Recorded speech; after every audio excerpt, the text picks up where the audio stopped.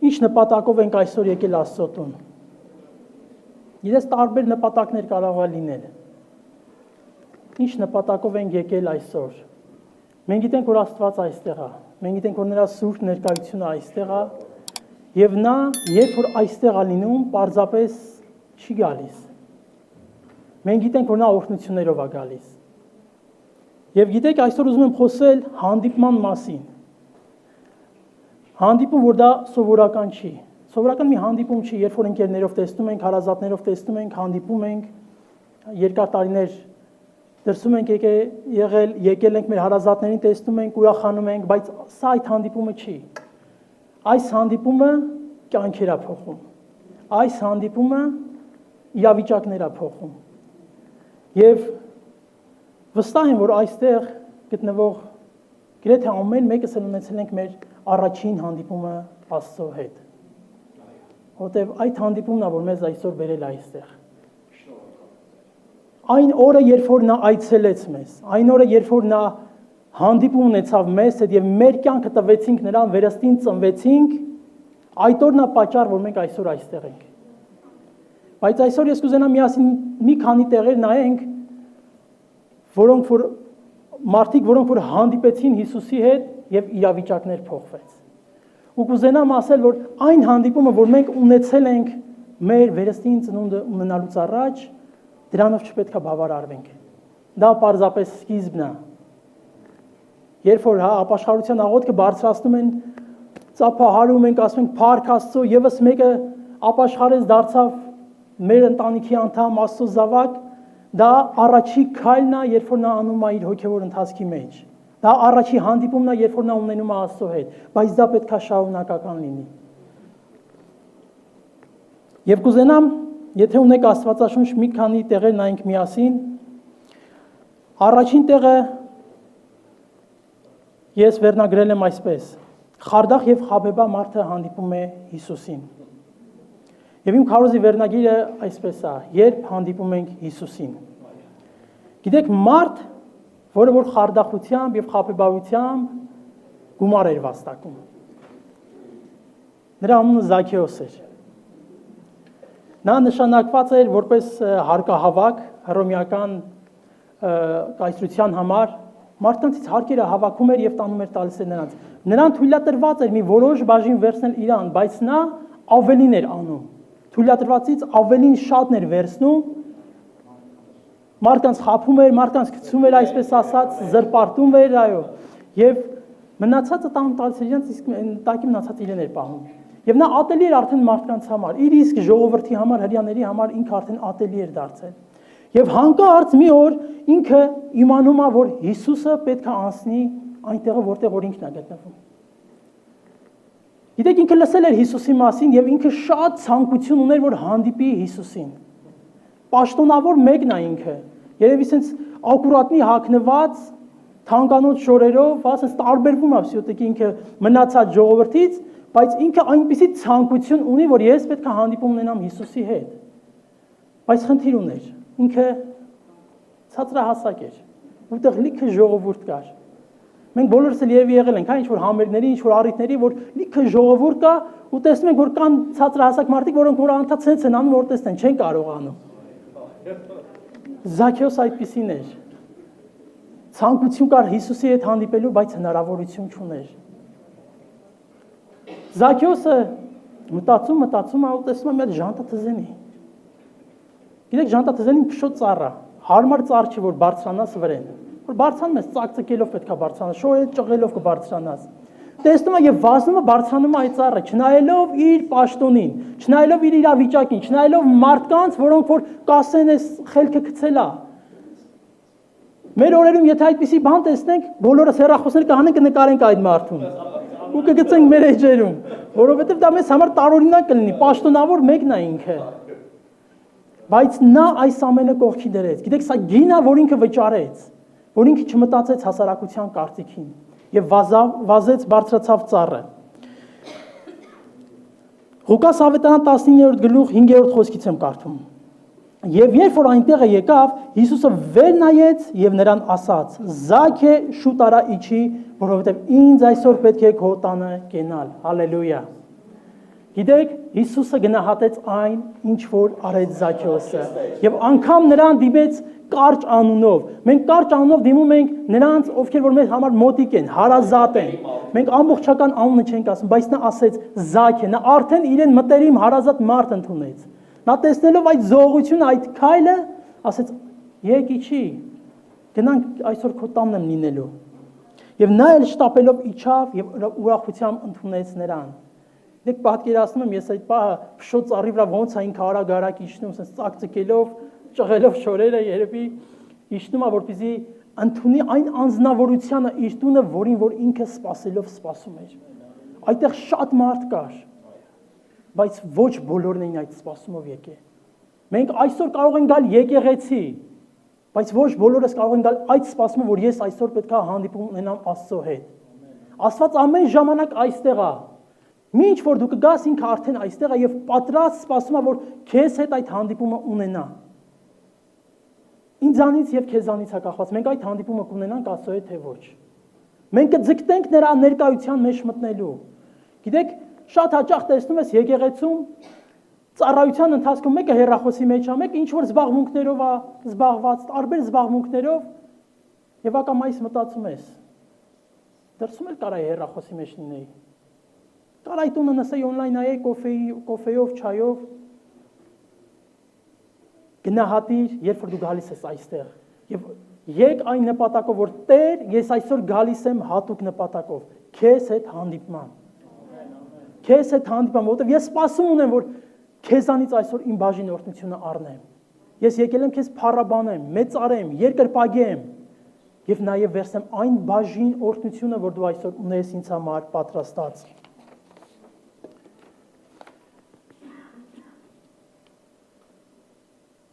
Եվ բոլոր տեսնողները տրտնջում էին եւ ասում, թե մեղավոր մարդի մոտ մտավ հանգիստ առնելու։ Գիտեք, մարդիկ տեսան, ճանաչում էին Զաքեոսին, գիտեին, որ մեղավորը բոլորին խաբե գցել էր եւ Հիսուսը մտնում է իր տուն։ Սկսում են տրտնջեն, սկսում են բողոքեն։ Ինչի մտավ իր տուն։ Բայց ես իրանից լավն եմ, ես իրանից սուրբ եմ, ես իրանից, չգիտեմ, ավելի սուրբ կյանքով եմ ապրում։ Թող իմ տուն գար, ինչի իր տուն։ Աստված տեսնում է սրտին, Աստված տեսնում է քո դրդապատճառին, Աստված գիտի ում տուն երբ մտնի, որովհետև նա այդ գինը վճարեց։ Եթե ես ամեն ժամանակ պատրաստ եմ հանդիպում ունենալ Աստծո հետ, նա իմ տուն կմտնի, նա կգա իմ տուն։ Անկախ նրանից, թե ինչ վիճակում ես կլինեմ, միգուցե ես ընկած եմ, միգուցե ես մեղքերի մեջ եմ, շատերը կտենան եւ կասեն, բայց ինքը մեղավոր է, ինչ են իր տուն գնում, ինչի Աստված իրան այցելում, ինչ են կօրհնվում։ Աստծո գործերը անքննելի են։ Ինքը սիր երիկամունքներ քննող Աստված է, որովհետև նա գիտի, որ այդ անձնավորությունը թեկուզ ընկած է, բայց ինչերի մեջով է անցնում։ Թեկուզ դժվարության մեջ է, իր սիրտը ինչպես է փափագում, որ հանդիպում ունենա, որ իր վիճակները փոխվեն։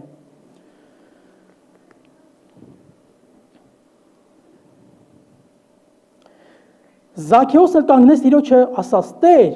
իմ ինչքերի կես աղքատներին կտամ, եւ եթե մեկին զրպարտությունով զրկել եմ, չորեքպատիկը կվճարեմ»։ Հալելույա։ Հալելույա։ Գիտեք, հրաշքը տեղի ունեցավ։ Գինը վճարվեց եւ հրաշքը չուշացավ։ Մի անգամից Զաքեոսը ապաշխարեց, նա տեսավ, որ Հիսուսը, չնայած իր մեղավոր լինելուն, չնայած իր այդ վիճակին, մտավ իր տուն եւ նա մի անգամից ապաշխարեց։ Տեր, այո, գիտեմ մեղավոր եմ, գիտեմ խաբել եմ, զրպարտել եմ մարդկանց, ահա իմ ունեցվածքը, այսքան որ կուտակել եմ, կբաժանեմ քեզ աղքատներին եւ կհատուցանեմ 4 անգամ ավել նրանց, ում որ զրկել եմ, ում որ խաբել եմ, ում որ զրպարտել եմ։ Հալելույա։ Սա ամենամեծ հրաշքն է, որ կարա տեղի ունենա աշխարհում։ Գիտեք, կարա լինի բժշկություններ, ազատագրություններ, մեծ հրաշքներ կարող ենք մենք տեսնել, բայց սա ամենամեծ հրաշքն է, որ մարդը փրկություն է ունենում։ Հալելույա։ Հիսուսն նրան ասաց, թե այսօր փրկություն եղավ այս տանը, որովհետև սա էլ Աբրահամի որդի է, որովհետև մարդի որդին եկավ, որ որոնե եւ ապրեսնե կորածին։ Հալելույա։ Հալելույա։ Փառք Աստծո, գիտեք Աստված ամեն ժամանակ մեր սրտերին նայում եւ ուզում է տեսնել մեր փափագը իր հետ հանդիպման։ Զաքեոսի նման փափագենք, չնայենք ոչ մի իրավիճակի, չնայենք ոչ մի մեր կարգավիճակին, ամեն ժամանակ փնտրենք նրա երեսը։ Երկրորդ տեղը, որ կուզենամ նայենք, դա ամբարո կինը հանդիպում է Հիսուսին։ որը որ գրված է Հովհաննես ավետարան 8-րդ գլխում։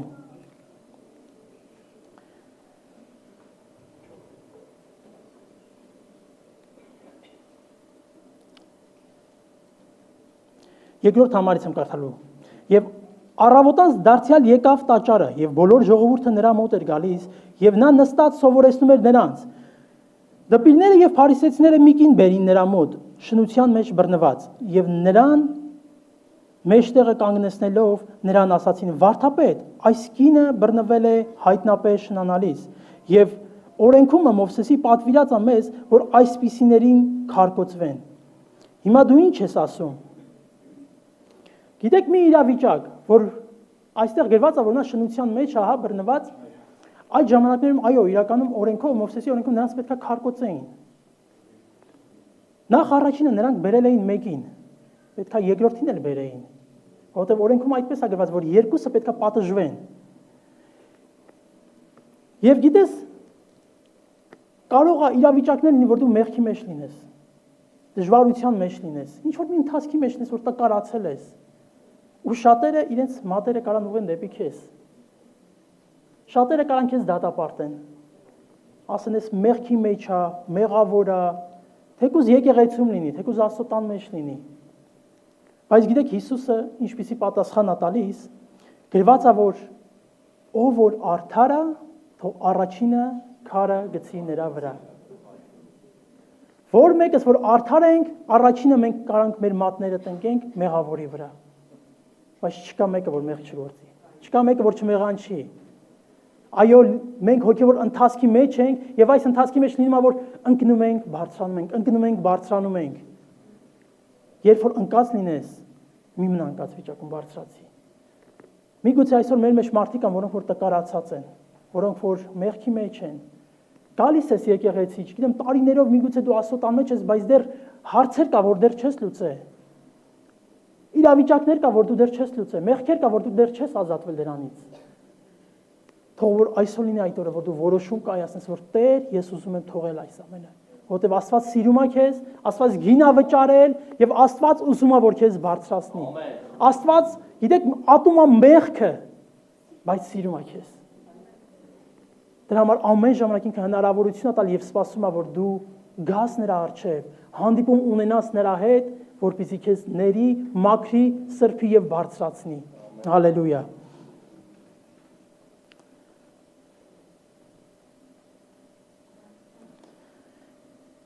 Ութերորդ համար եւ դարձյալ դեպի ցածը նայելով գրում էր հոգի, երբ որ սա ասաց, բոլորը իրենց քարերը գցեցին, ծերերից սկսած, բոլորը իրենց քարերը գցեցին, որովհետեւ իրենց ներսում խշմտանքից հանդիմանվեցին, որ իրականում մենք էլ ենք մեղավոր, գցեցին եւ գնացին։ Եվ գրված է, որ 10-րդ համարում Հիսուսն էլ վեր նայեց, ոչ ոքի չտեսավ, այն կնկանից ջոկ եւ ասեց նրան. Ով կին, ուր են քեզ ամբաստանողները, ոչ ով քեզ չդատապարտեց, հալելույա։ Ոչ ոք չի կարող քեզ դատապարտել։ Այո, կարող են պիտակավորել, շատ բաներ խոսան քո մասին, կարող են տեսնել, միգուցե միտեղ մեղ քեզ գործել, մեղանչել ես, կարող են խոսալ, բայց նրանք չեն կարող դատապարտել, որտեղ Աստված է քեզ արդարացնողը։ Աստված է քեզ կյանք տվողը, Աստված է քեզ ներողը եւ բարձրացնողը։ Այստեղ մեկը որ կար, որ կարող էր, որ արդար էր, որ կարող էր դատապարտել, դա Հիսուսն էր։ Մեկը որ կա, որ մեզ կարա դատապարտի, դա Հիսուսն է։ Եթե չապաշխարենք, բայց գիտեք ինչ ասում, ես էլ քեզ չեմ դատապարտում։ Ես էլ քեզ չեմ դատապարտում։ Գնա եւ այլևս մի մեղանչի։ Գնա եւ այլևս մեղք մի գործի։ Այո, գիտեմ, որ մեղք ես գործում, այո, գիտեմ, որ տկարության մեջ ես, միգուցե այսօր պասիվ կյանքի մեջ ես, հոգևոր ընթացքից մեջ ես այդ ամենը գիտեմ, բայց գնա եւ վերականգնվի, գնա եւ թող այդ մեղքը, այլևս մի գործի։ Հալելույա։ Գիտեք, սրանք իրավիճակներ են, որոնք իրականում փոխվում են, երբ որ հանդիպում են ունենում Հիսուսի հետ։ Մյուս տեղը, որ կուզենամ նայել, պատմությունը դա 12 տարվա տեռատես կնոջ հանդիպումն է Հիսուսի հետ։ Կին, որը որ 12 տարի հիվանդություն ուներ։ Չգիտեմ, միգուցե մեր մեջ մարդիկ կան, որ տարիներով հիվանդ են։ Միգուցե բժիշկները արդեն դիագնոզ են տվել։ Կամ պետք է միջև կյանքիդ վերջը դեղեր խմես, կամ այսքան տարի են քեզ տալի ժամանակ։ Գիտես, դա վերջակետ չի, դա վերջը չի։ Մարդկայնորեն բժշկությամբ, բժշկությունը այո, կարա ասի, որ վերջ։ Սա է, սրանց այն կողմ մենք չենք կարող քեզ օգնել։ Բայց Աստված շարունակություն ունի քեզ համար։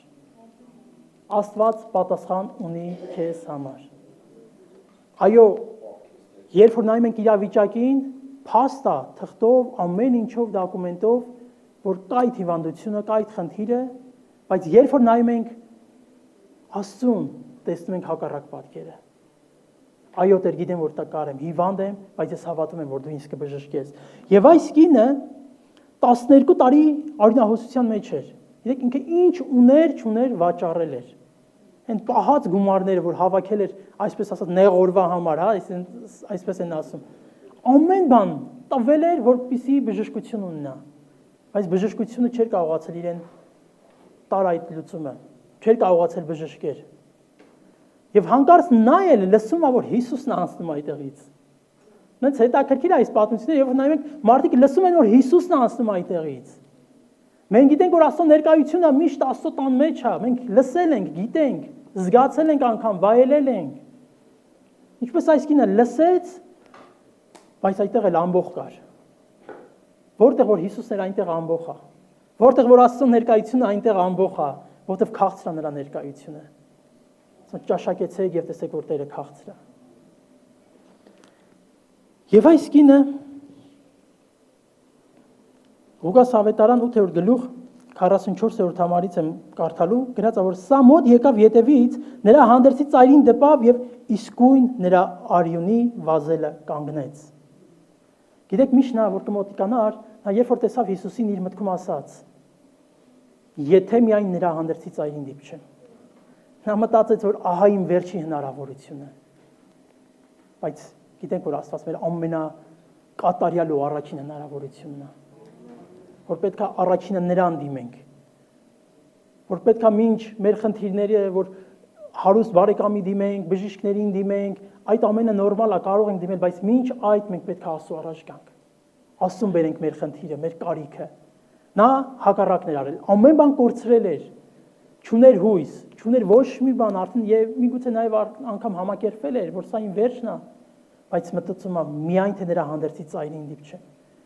միայն թե նրա ներկայության մեջ մտնեմ եւ ես այսօր իմ աղոթքի պատասխանը կստանամ։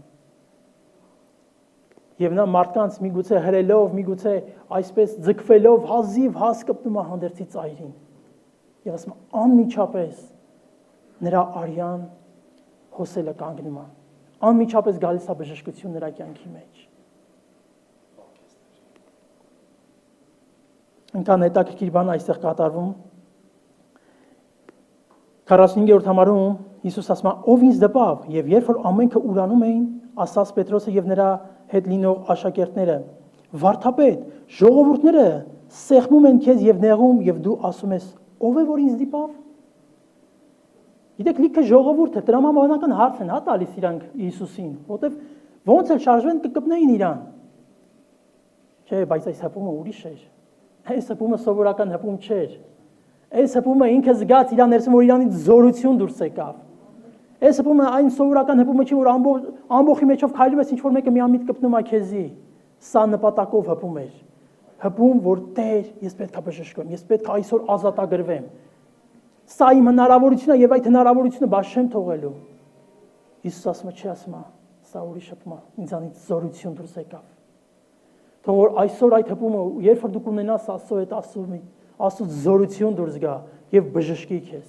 ազատագրի քեզ, հանի քեզ այն բոլոր իրավիճակներից, դժվար իրավիճակներից, որ դու այսօր կաս։ Ամեն մեկս մի իրավիճակի մեջով ենք անցնում։ Միգուցե մի իրավիճակից դուրս գանք մյուսի մեջ ընկնենք, դժվար կարա լինի։ Թող որ այսօր քո հպումը Աստծո հետ, երբ որ այդ հանդիպումը ունենաս, հարցեր լուծի, իրավիճակներ փոխի։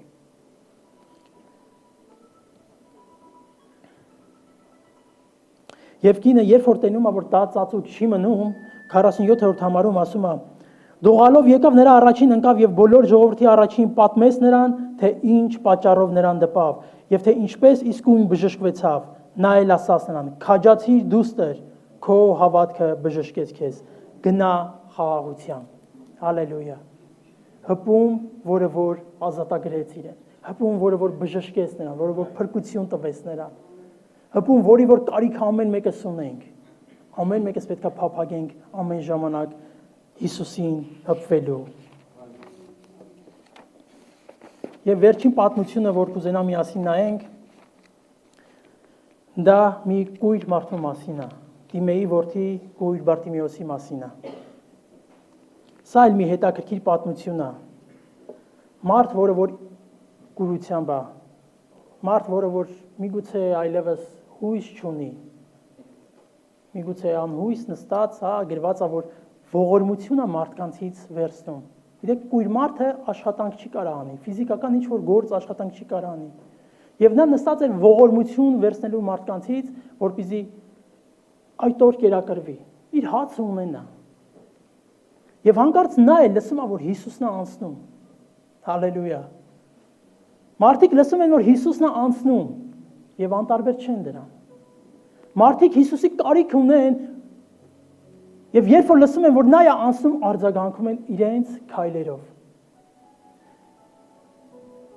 Գիտեք, Աստծո ներկայությունը, երբ որ Աստծուն տան մեջ է, անտարբեր մի եղի նրա ներկայության մեջ։ Մի զբաղվի այլ բաներով։ Եկեք իրականում այն ժամանակը, որ մենք գալիս ենք Աստծուն երկրպագելու եւ տեսնելով իմանալով, որ նա այստեղ է, նրա ներկայությունը այստեղ է, տրվենք նրան ամբողջությամբ։ Հենց փրվենք իր առաջ, թույլ տանք, որ Աստված մեզ հետ հանդիպում ունենա։ Հալելույա Հիսուս։ Մարկոս ավետարան 10-րդ գլուխ 47-րդ համար։ Եվ լսելով, թե Հիսուս Նազովրեցին է, սկսեց աղաղակել եւ ասել. Հիսուս, որդի Դավթի, ողորմիր ինձ։ Հիսուս, որդի Դավթի, ողորմիր ինձ։ Շատերիս մեջ այդ աղաղակը կա։ Շատերի սրտում ներսում այդ աղաղակը կա, երբ որ մենք իրավիճակների մեջ ենք, երբ որ մենք դժվարությունների մեջ ենք։ Ու գիտեք, կարող են շատերը մեզ լռեցնել, կարող են իրավիճակները մեզ նեղել, փորձեն լռեցնել այդ ձայնը, որ մենք կանչենք Հիսուս, քո կարիքը ունեմ։ Հիսուս, որդի Դավթի, ողորմիր ինձ, հասիր ինձ իմ նեղության մեջ, քո կարիքը ունեմ, որ գաս եւ բժշկես, քո կարիքը ունեմ, որ գաս եւ ազատագրես,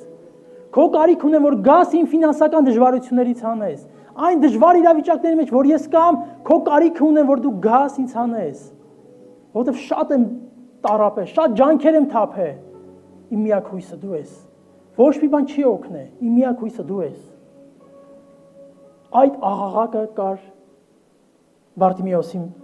սրտում։ Եվ երբ որ այստեղ գրված է, երբ որ մարդիկ փորձում են լռեցնել նրան, միգուցե ասում են Հիսուս մնաց հենդ կտրի խանգարում ես, ասում է ավելի բարձր սկսում աղաղակել Հիսուս որդի Դավթի ողորմիր ինձ։ Երբ որ քեզ կսկսեն խանգարել, երբ որ քեզ կսկսեն լռեցնել, դու ավելի բարձր սկսի աղաղակել Հիսուս որդի Դավթի ողորմիր ինձ, ես քո կարիք ունեմ։ Ես քո կարիք ունեմ, իմ աղոթքի պատասխանը դու ես։ Իմ իրավիճակների պատասխանը դու ես։ Երբեք չհանձնվես, երբեք չնայես շրջապատին, երբեք չնայես իրավիճակներին, որ հանկարծ կփորձեն մեզ լռեցնել։ Ավելի բարձր աղաղակենք. Տեր քո կարիքը ունեմ։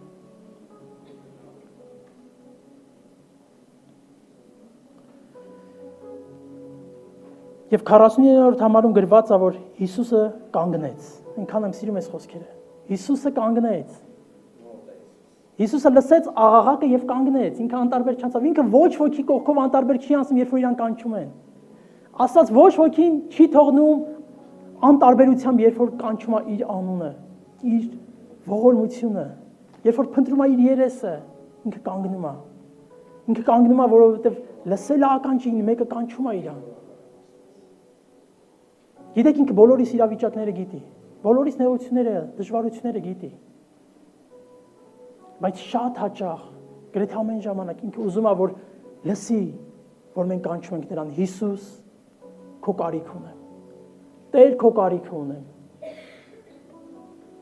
Ինչ են հոգսերը գրվում այստեղ։ Գիտեք, բոլորս էլ կունենան կարիքներ, բայց կարևոր է դա, որ գրես դու, որովհետև միաբան աղոթքի մեջ զորություն կա։ Կարևոր է, որ դու բարձրաձայն ես, միգուցե իրավիճակների մեջ լինես, բայց դու երբեք չբարձրաձայնես Աստծուն, չասես Տեր, այս իրավիճակս փոխի։ Բայց նա ուզում է, որ դու կանչես. Հիսուս, հասի քո կարիք ունեմ, ասում կանչիր ինձ եւ ես կպատասխանեմ քեզ։ Հալելույա։ Եվ Հիսուսը կանգնեց եւ ասեց, որ նրան կանչեն եւ կույրին կանչեցին եւ ասեցին նրան. «Քաջ եղիր, վեր կաց, կանչումա»։ Հալելույա։ Այն մարդիկ, ովքեր որ փորձում են իրեն լռեցնել, այն մարդիկ, ովքեր որ փորձում են խանգարել, գնում են եւ ասում են. «Արի, լսելա ձենդ, տեսելա փափագդ, տեսելա որ դու կանչում ես իրան, արի, քեզ կանչում է»։ Աստված, երբ որ լսում է քո աղաղակը, նա կանգնում է եւ կանչում է։ Ինչ ես ուզում որ քեզ համար անեմ։ Այս հարցը կարող Աստված այսօր ամեն մեկից տա, ինչ ես ուզում որ քեզ համար անեմ։ Դու կարող ես շատ բաներ ասել, քո իրավիճակները դժվար, հա, հիվանդությունները, խնդիրները, ամեն խնդիրները կարող ես ասել, պատմել Աստծուն։ Բայց ամեն բանից առավել մենք նրա կարիք ունենք։ Մենք Աստծո կարիք ունենք։ Որտեվ երբ որ նա գալիս է, սարերն է հալվում, երբ որ նա գալիս է, իրավիճակներ է փոխվում, երբ որ նրա ներկայությունը գալիս է, հիվանդներն են բժշկվում, կույրերը տեսնում են, կաղերը քայլում են, ազատագրություն է տեղի ունենում, երբ որ նա գալիս է, մթնոլորտն է փոխվում, մարդ սուքից է դուրս գալիս։ Հալելույա։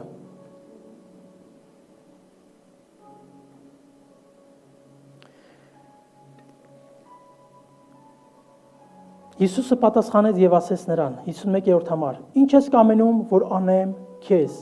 Կույրն էլ պատասխանեց. Ռաբունի, որ տեսնեմ։ Ինչա կույրին պետք, աչք։ Այն էլ տեսնող աչք, հա, երկու աչք, որոնք որ կտեսնեն։ Գիտեք, այստեղ գրված է մարմնավոր կուրության մասին, բայց շատ հաճախ մենք հոգևոր կուրություն ենք ունենում։ Թող Աստված այսօր բացի մեր աչքերը, ինձանից սկսած։ Այնտեղ, որտեղ որ կուրացել է իմ աչքերը, թող Աստված այսօր բացի։ Որտեղ ես ուզում եմ տեսնել իր փառքը։ Ես ուզում եմ տեսնել իր զորությունը, իր գործերը։ Հալելույա։ Հիսուսն էլ ասեց նրան. «Գնա, քո հավատքը քեզ ապրեցրեց»։ Եվ նա շուտով տեսավ եւ ճանապարհումը Հիսուսի ետևից գնում էր։ Հալելույա։ Այնքան հետաքրքիր բան կա ստեղ գրված, որ չգիտեմ ուշադրություն դարձրել եք թե չէ։ Հիսուսը երբ որ նրան բժշկում ասում է գնա, ուզում էր տեսողություն, ահա տալիս եմ, բժշկված ես, գնա։ Բայց գրված ասում է եւ շուտով տեսավ եւ ճանապարհում Հիսուսի ետևից գնում էր։ Սա այնքան զորավոր է, այնքան կարևոր է, որ երբ որ մեր բաժին օրհնությունը վերցնենք, երբ որ մեր բժշկությունը վերցնենք, ոչ թե գնանք նորից ապրենք մեր համար, մեր կյանքով, այլ Հիսուսի ետևից գնանք։ Շատերը գալիս են Աստծո տուն, գալիս են Աստծո ներկայության մեջ, բժշկվում են, ազատագրվում են, իրենց հարցերի պատասխանը վերցնում են, մեկ էլ տեսնում ես հանկարծ գնացել են աշխարհ, նորից շարունակում են իրենց կյանքով ապրել։ Չլինենք այդպիսին։ Երբ որ Աստված մեր իրավիճակները կլուծի, երբ որ մեզ կբժշկի, ավելի եռանդով գնանք նրա ետևից։ Ավելի եռանդով ծառայենք նրան, որտեղ ինքը արժանի է, որտեղ ինքն է մեզ կյանք տվողը։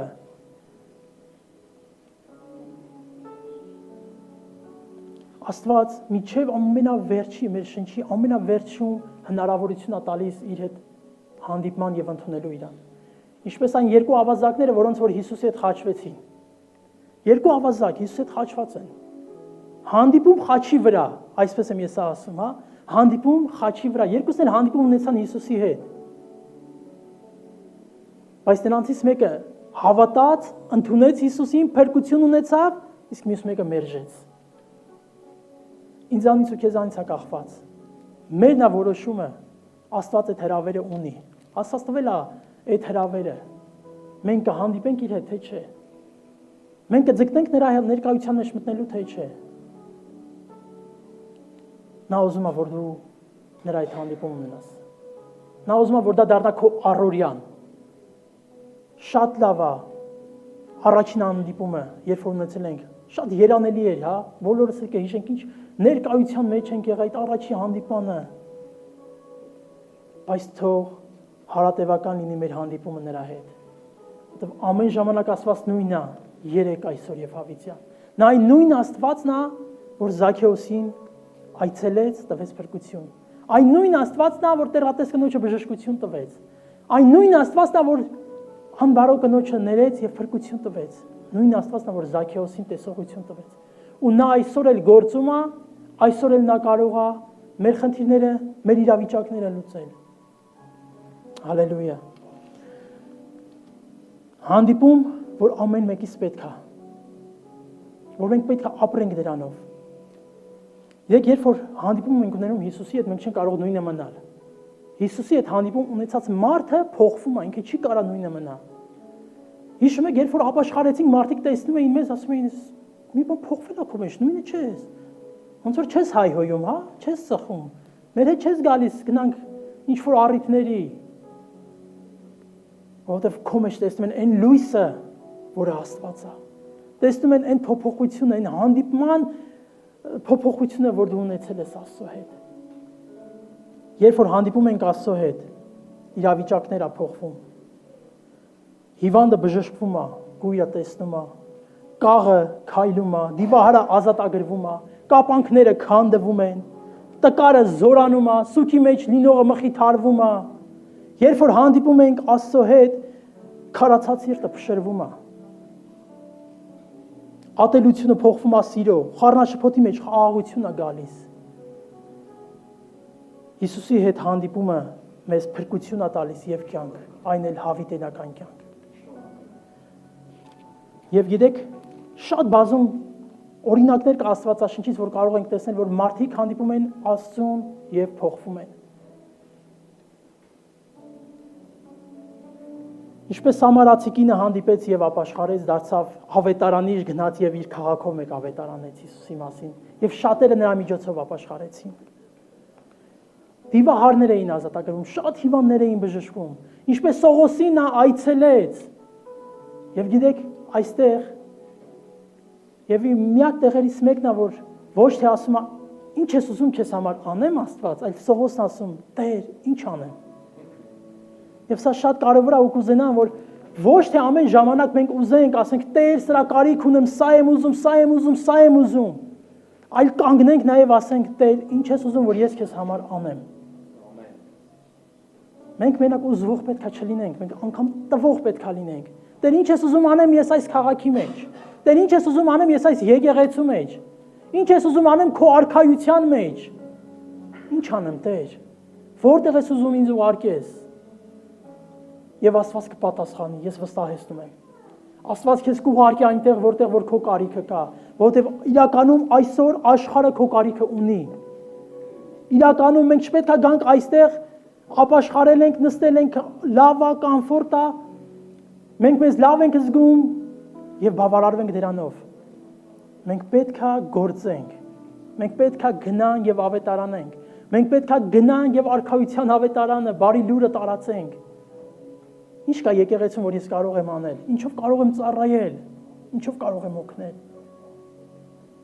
Վստահեցնում որ լիքը բան կա, որ կարող ենք անել։